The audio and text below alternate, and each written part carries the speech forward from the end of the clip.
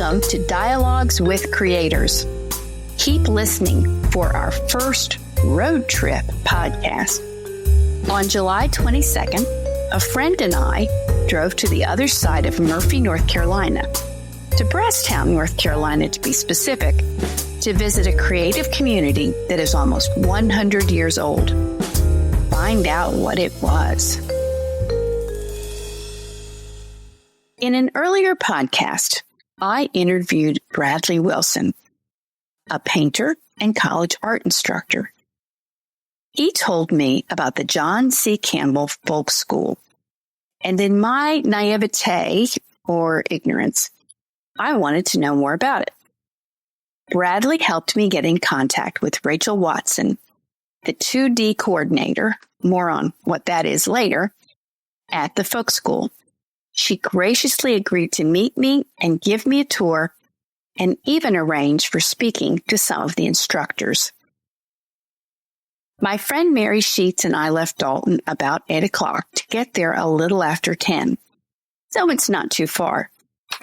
Rachel met us and we sat down with her first to hear the story of the John C. Campbell Folk School and how she became affiliated with it.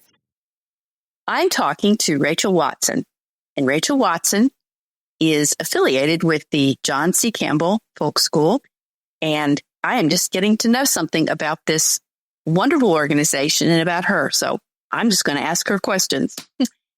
Rachel, what is your official title here? I'm the two-dimensional coordinator. Two-dimensional coordinator? Yep, love flat.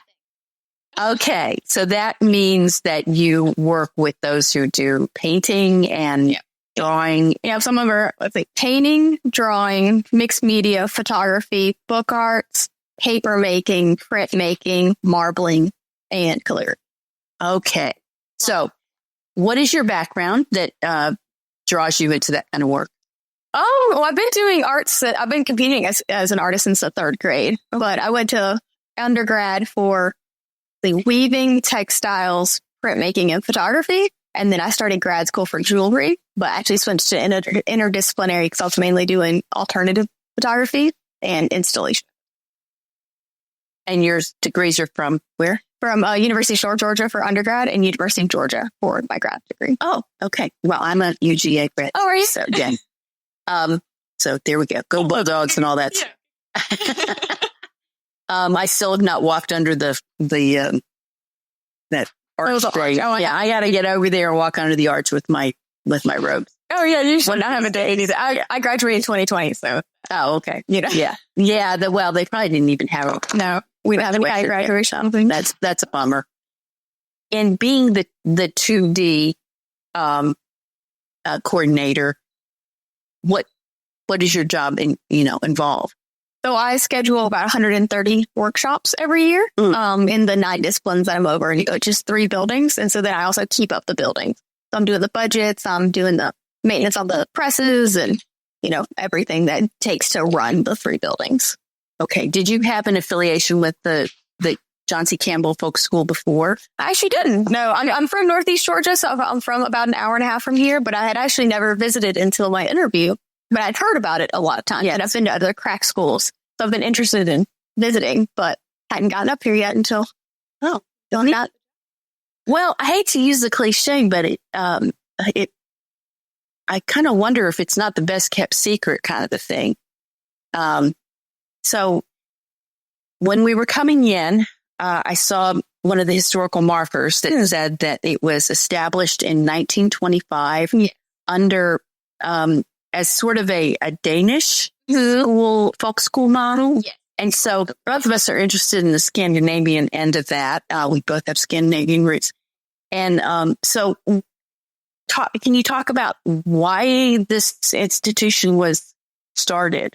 Yeah, so it was originally, John C. Campbell and his wife, Olive Dane Campbell, were talking about starting some type of Danish folk school thing. Mm-hmm. But he actually passed away before it was ever started. And so it was named after him, but started by 2 women, which is Olive Dane Campbell and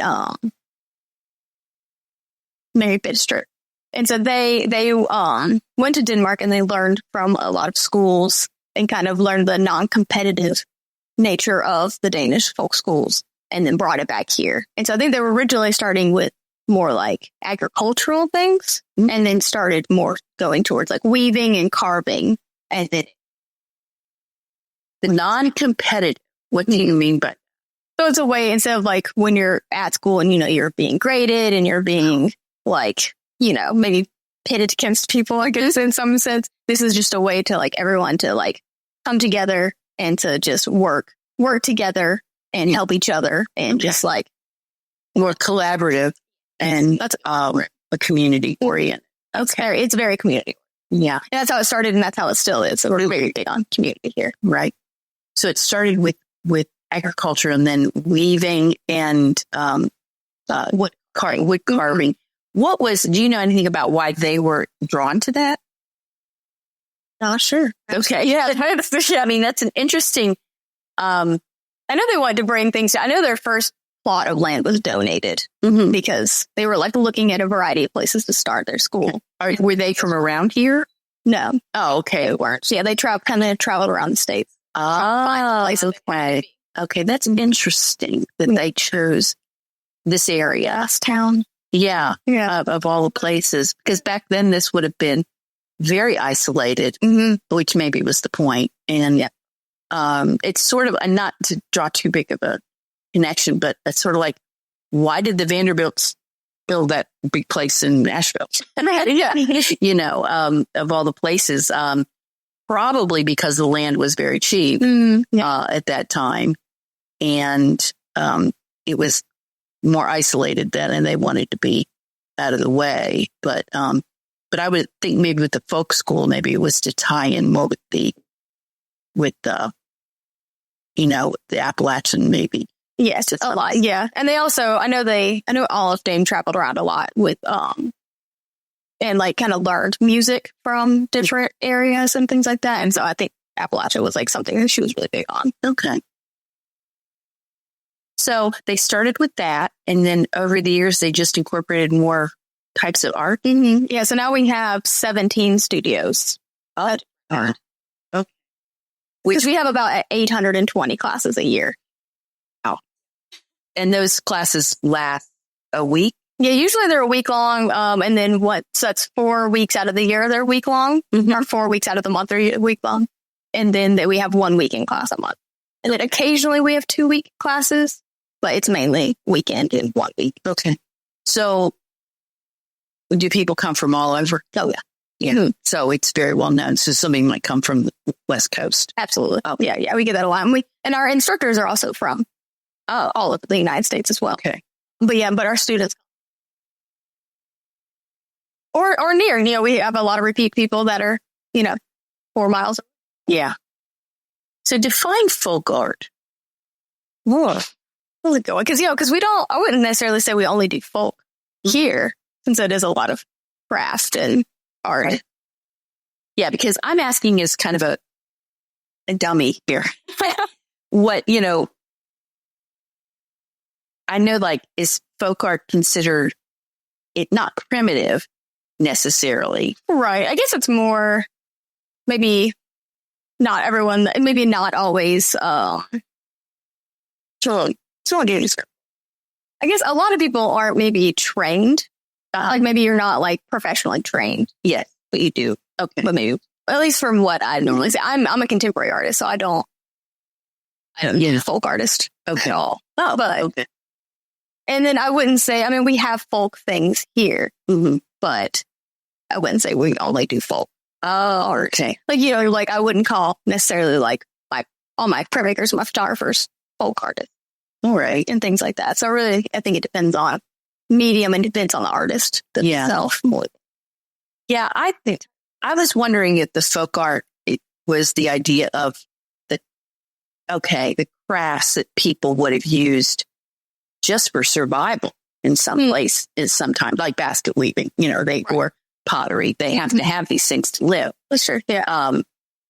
But so that may have been like the start of it, but it has evolved into something. And I would say a lot, like some of our studios do cater more towards like Appalachian art. Okay. And things like that, which could be more as well. Yeah. But not all.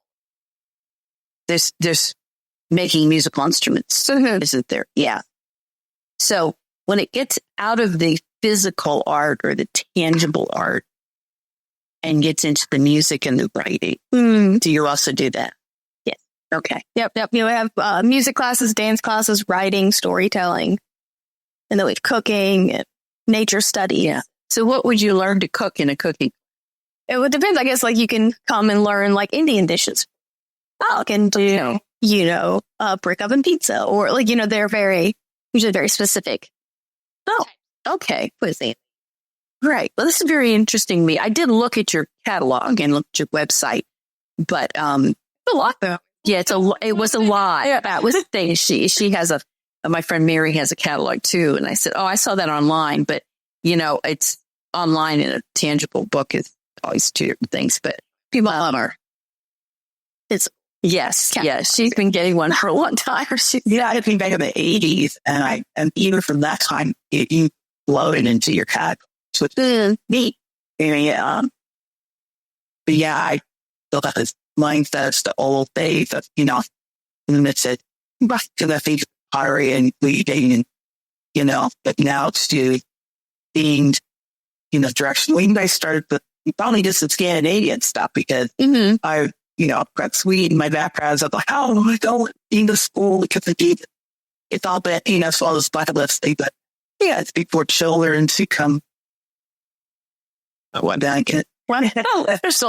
Yeah. Anyway. So if someone comes, they stay on campus Most of the time. Okay. Yeah. Most people stay on campus. So occasionally people will stay off. Are they like cabins?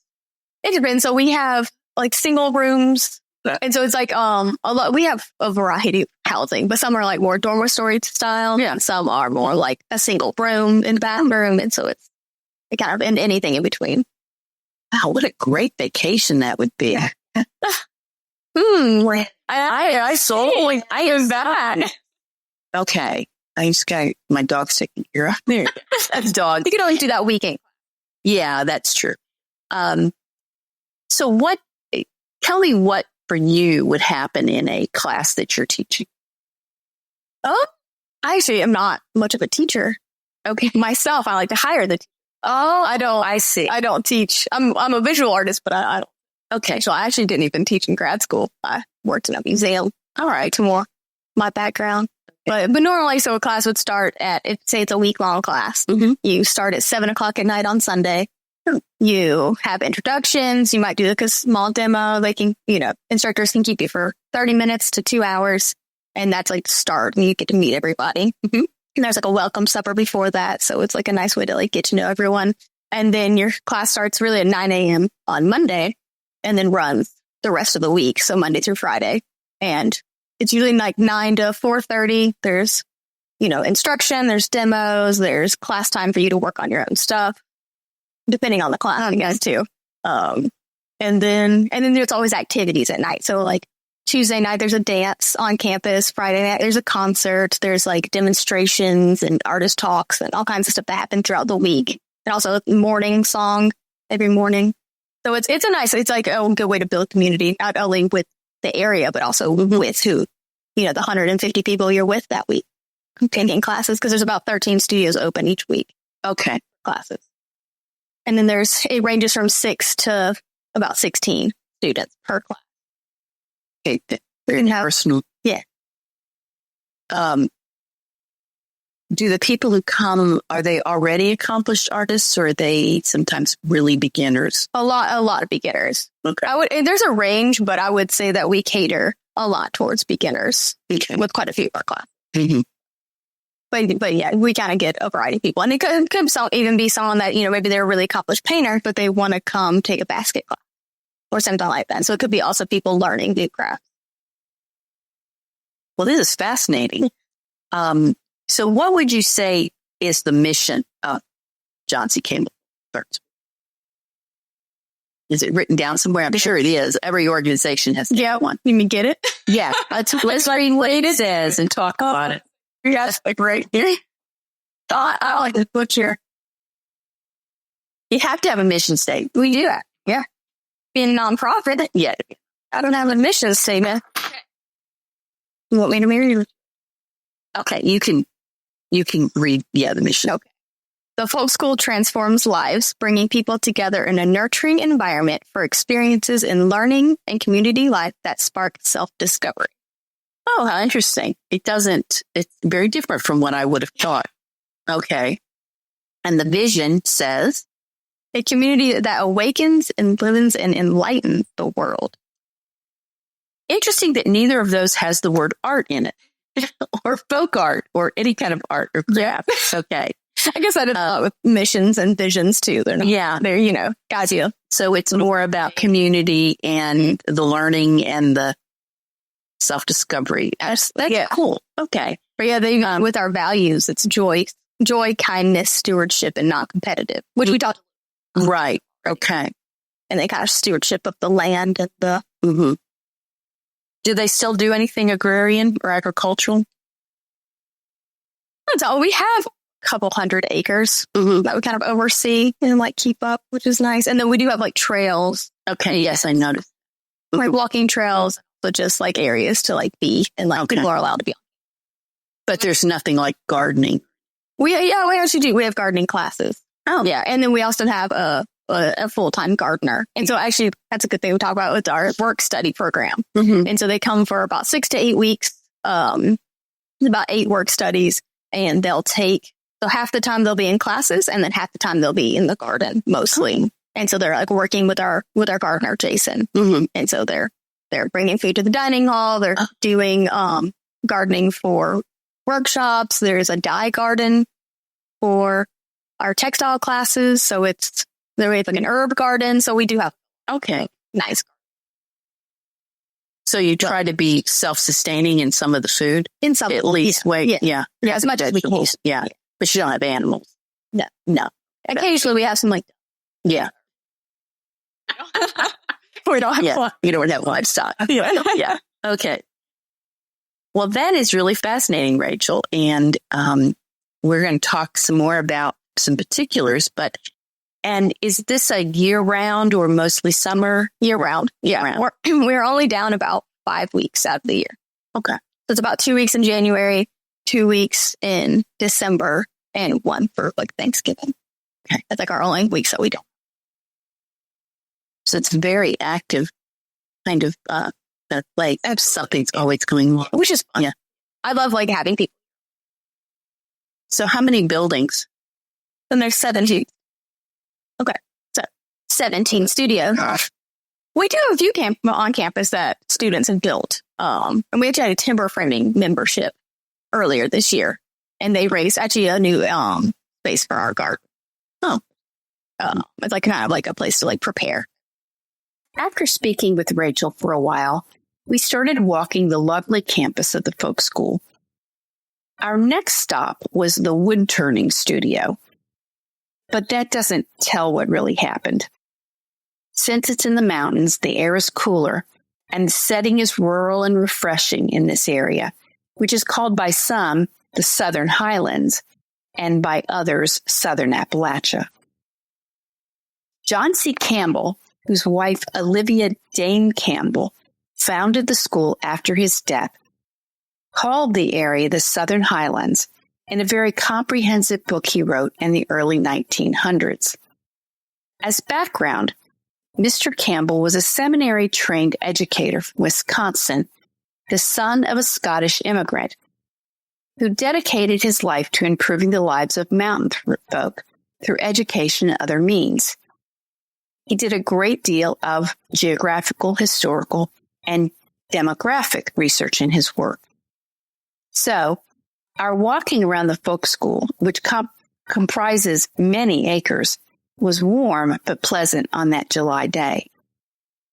At the wood turning studio, we got a sense of how the classes are taught, and the other studios added to this understanding.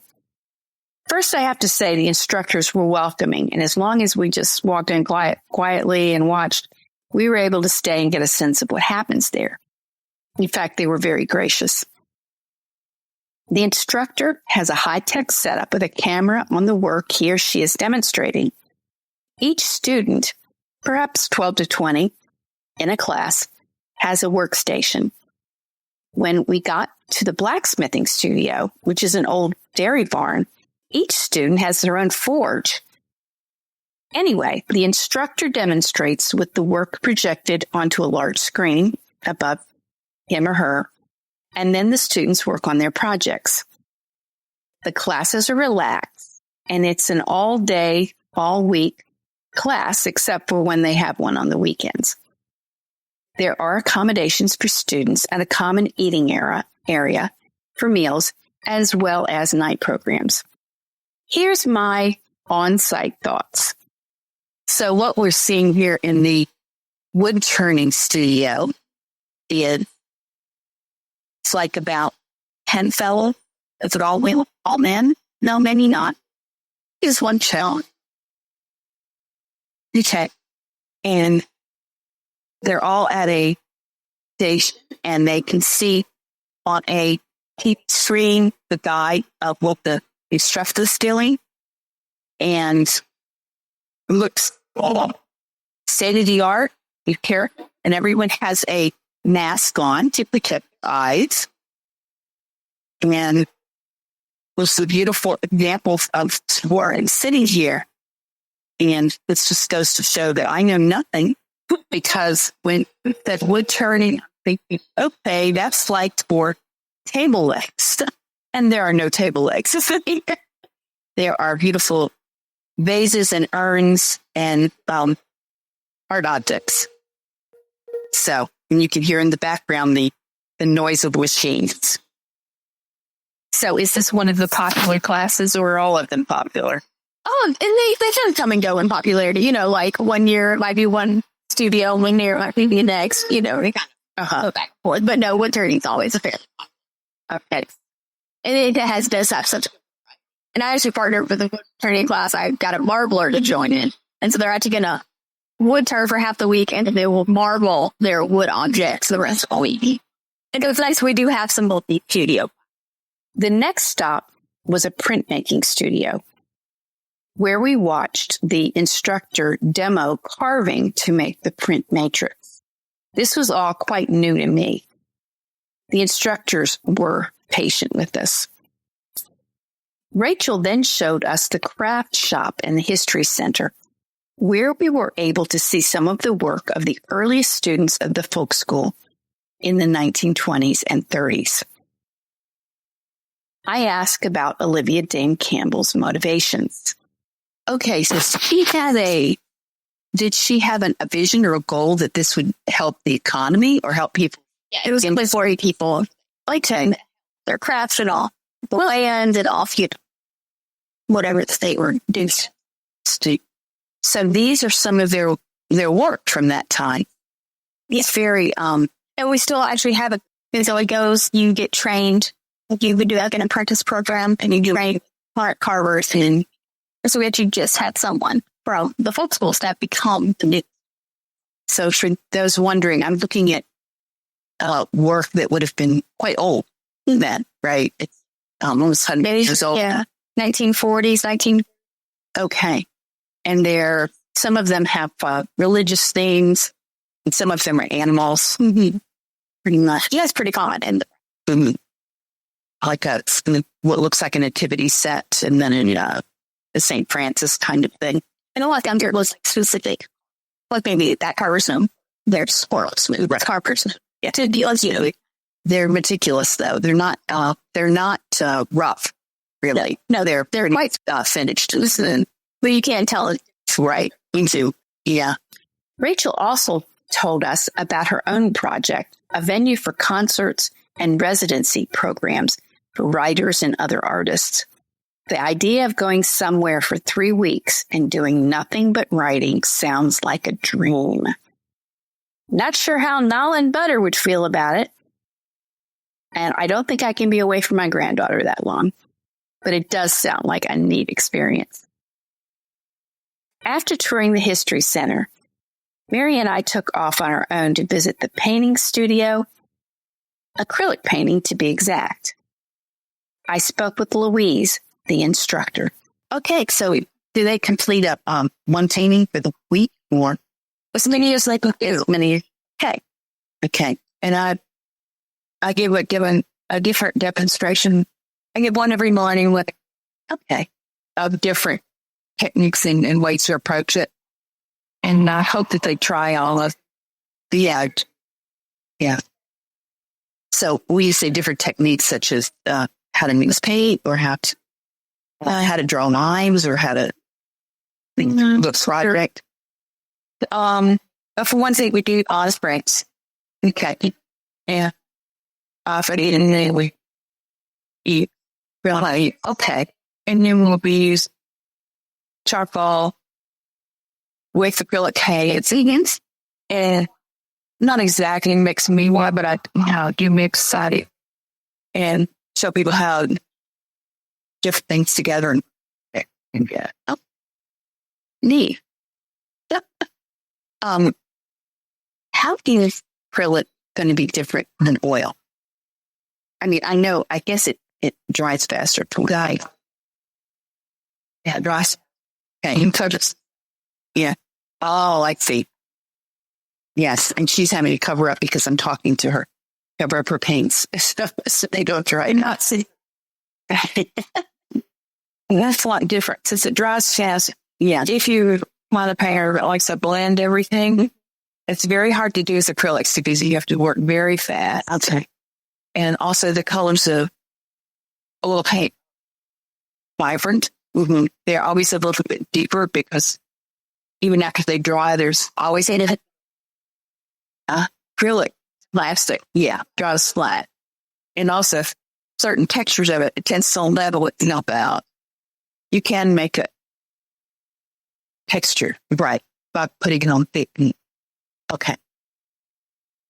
You could do that with, yeah. Right. Well, how often do you teach here? I've been teaching you twice a year. Okay. Neat. You for your time. Thank you for putting up with me. Now I'm going to know probably. So Rachel, we visited with a couple of classes and I was wondering what would make someone, and this is definitely a higher ed kind of question, would make someone qualified to be a instructor here. So when I started, we had a number of really qualified, great people in the programs I was already in. So I've probably brought in maybe like 25%. And within those people, it's like people that I went to graduate school with. It was people that I've taken workshops from, I'm in guilds with that are already teachers. It's usually, I try to a lot of times go with people that are like, that. Yes, because sometimes you can gamble if they're an artist and want to try to teach, but it doesn't always translate well if you're like a full-time artist that just want to try out teach. Like it's the people that live. Louise was so kind to speak with me, and then we went to the next set of folks in the weaving studio. They were getting close to lunch break, and we were able to spend a lot of time there. One of the students, Nancy, shared her experience, and then we talked with one of the instructors. Right now, I am in the weaving room, and since I know nothing about looms, the people here are working on putting the wool on skins, and then they dye them. So they can see the dyes over on the side, and then they will, after they're dyed and that process is done, they will put nozzle in it. Very nice looms, each person to whip them. Quite large. This is a weaving class, so are you a student? And okay. And you're from Pennsylvania. And oh my goodness. So you've come pretty far. Oh, I'm not the furthest one. Oh, I'm sure you're not. There's a lot of people from all over the state. Yeah. Is this your first time here? No. Okay. I've been coming here for 35 years. Oh, that's awesome. We get what's left. This is like a yearly trip. It's kind of my happy place. So happy place. Okay. That sounds. I love to make things, and this is a wonderful non-competitive environment. Oh, to make things, and you can make all kinds of things. Mm-hmm. Okay. So is weaving something you come to, or you go to other? I have done a lot of different things here. I've made kaleidoscopes. I've done enameling. I've done basketry sponges. I've done weavings. Trying to think what else, but yeah, a lot of different things. it's a good place to come and try something you've never tried before. No, adults are not comfortable with that. Right. Well, especially if you were going to try weaving, I imagine one of those loops would set you back some money. So you don't want to. It's probably want to see if you like it. Yeah, one of these looms, you need a bench and you need probably about $3,000. Yeah, new. That's a big. Yeah, you can get some pretty good deals on used looms. Mm-hmm. A lot of people get the equipment, work with it a while. It's bulky to have in your house. Yeah, I would imagine. Get tired of it, sell it for a lot less. Yeah. But yeah. So then you can come and try it. Yeah. See if it's something you want to continue doing. Okay. And you can also try out different, like with weaving. Okay, weaving. There's so many different kinds. I can show you pictures of different kinds. No. Hey, this is a project I just did. And then you want it's log cabin. Yeah. It's honestly just a plain weave, but it's all done with colors. Yeah. Very called log cabin. Here's another one. Oh, this is overshot. Just see how different that look. Yeah. So there's many, many, many different techniques. This one has a lot to do with dyeing. So is this the first time you've come here for weaving or? No. The first time I came here was for weaving. Okay. So do you think weaving is kind of your happy place, as you say? Not necessarily. I'm a basket maker. Okay. I'm a knitter. Yep. I'm a weaver. Yeah. Okay. Well, thank you. And so you're here until Friday, and then. Well, I'm here until Friday, and then next week I'm going to be Jen, the instructor here, is going to be teaching another class in tomorrow, which is another hobby of mine. Okay. And I'm going to be assistant here. Oh, let me show you some tomorrow. Okay. I think you're not familiar. Nope, not a bit. I don't know much. Okay, so what we're looking at is like balls. They're embroidered balls. Oh, it's a Japanese tradition. So is it a Japanese art? The Japanese art dates back into like I've been told 600 to 700. Yeah. What's inside the balls? Inside, traditionally rice hulls. Yes. I use styrofoam a lot, but yes, both good for different things. Yeah. Okay. Easier to find styrofoam. Right. Sorry. So you're out. Rice hulls are not hard to find. Oh, okay. They use them as beer. Oh, so if you go to a beer supply place, they'll have rice. So yeah. The layers from beginning to finish. And I take the core ball and cover it with yarn, acrylic knitting yarn, and then wrap it sewing tray. And then you embroider on that. Again, that gives you the base to embroider on it. And you learn that I learned that. Oh, she's my tomorrow instructor. Where did Jen? Now we're talking to Jen from Barbara Steve, who used to teach here. She wrote a book. I studied there for book time. You found her. I tipped her brain until she wanted to get rid of it. Now I work directly with the Japanese artists. I have not. My work has, but I have not. So someday, yes, dear. But it's not very well known yet. And so we're talking to Jen. And does Jen have a last name? Yes, Jen Weber. And she's kind enough to let us come into her room where she's teaching weaving. And Jen, how did you get affiliated with the John C. Campbell? Good question. I never heard of it. I was weaving, spinning, dyeing already, and I never heard of it until I was trying to find where to study Tamari with that woman. Oh, so I looked her up, and she was teaching at this place called the John C. Campbell Folk School, and I read about it. I loved the idea of it. I came here sight unseen, and I fell in love with the place. Oh, it was a dream to teach here, just a dream. Okay. Because I love teaching even more than I like creating. Mm-hmm. And with the wonderful, just the community here and the non-competitiveness, And the support system, this is my favorite place in the world to teach. So how long have you been teaching here? About pandemic. Oh, okay. Not up 4 years. Not too long. And this is my first time teaching a weaving class here. Usually I just do the tamari. Yeah. But I was excited. We had the opportunity to come up with an idea for a class to do it. Oh, okay. So educational background? I'm retired. I'm an early retired, very, very early retired chemist. So math and science is really my background. I love pattern. I love complex things, and I love taking complex things and making them easy to understand. Oh, Like that's my jam. yeah. It's like, this looks really hard. Like, it looks really, it looks kind of, most people will see it tomorrow and say, that's impossible. And I love, it's not. It's easier than you think. Let me show you how. Yeah. And that's just so exciting. Okay.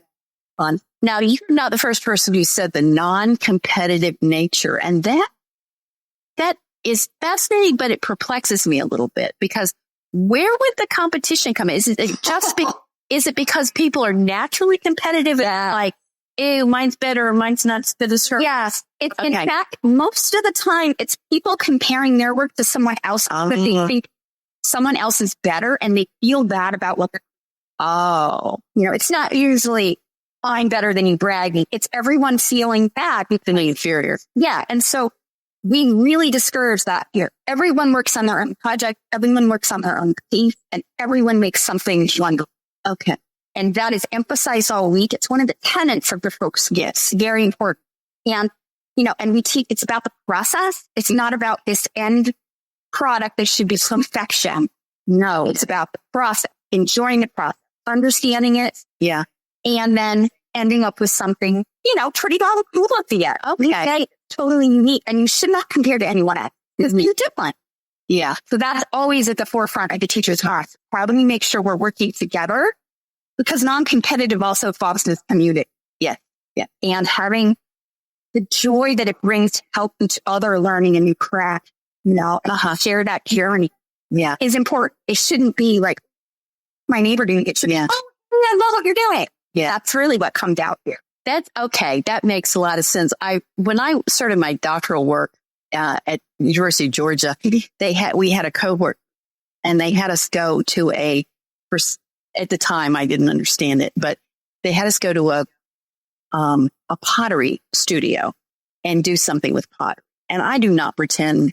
I like to quilt. I like to do some sewing, but I do not pretend to have very good hands for anything. I'm a writer. I'm a novelist and a talker. And, yeah, which is good because you're on my podcast. And, which is all sound. It's no visual. And, at the time I thought it was so dumb, but now listening to that, they were trying to get us to not be competitive. But I know all of us, because we were in a doctoral program and we were trying, that's what we were doing. And most of us had academic backgrounds. It was like, totally looking, mine stinks, or, well, that one's good, or, and mine was horrible. And I don't even know where it is now. I think I broke it. I'm not on purpose. But now I look back and say, if I had understood that better, I would have been able to enjoy making this bowl. That was stupid. But we made it, and then they fired it for us, and then sent it to us later. And so, yes, and I'd say, but, the idea of, I don't know if you're aware of something called proprioceptive writing or proprioceptive. No, right. I'm reading the book and studying it now and trying it. And it is, from a writing viewpoint, it's the same. It's about the creativity. It's about the process. And it's not about sitting in a writer's group and comparing, with your work with other people, because I am in a writer's group and they're wonderful people, but I know sometimes the tendency to be Such a natural tendency. And I'm thinking too, like, look at your pottery example. Like, you hadn't realized that maybe you would have been in the process, because part of this folk school is, look, you're doing something you've never done before. yes. You don't know what you're doing. And it's going to be a little scary sometimes. That's okay. That's why you instructors. That's why you've got peers. You should not expect yourself to walk in the doors and, all of us, don't we? We think, oh, we've got YouTube, you look something up and you get expert on it quickly. But you get your hands on something new, and the first thing we think is, I'm terrible at this. This is not working the way I wanted. And we beat ourselves up. And another tenet is kindness. Well, kindness towards others, but kindness towards yourself. And that non-competitive, and, also means it allows you space to be kind to yourself instead of beating yourself up, because you're doing it. Sure, Yeah. Oh, thank you for sharing that, Jen. And so along with weaving, you teach the tamari. You do Japanese tomorrow. Well, thank you so much for talking to me. Rachel told us to be sure to visit the blacksmith studio. We drove down there and were first disappointed because everyone was at lunch. But someone drove up and let us in, and she gave us a tour.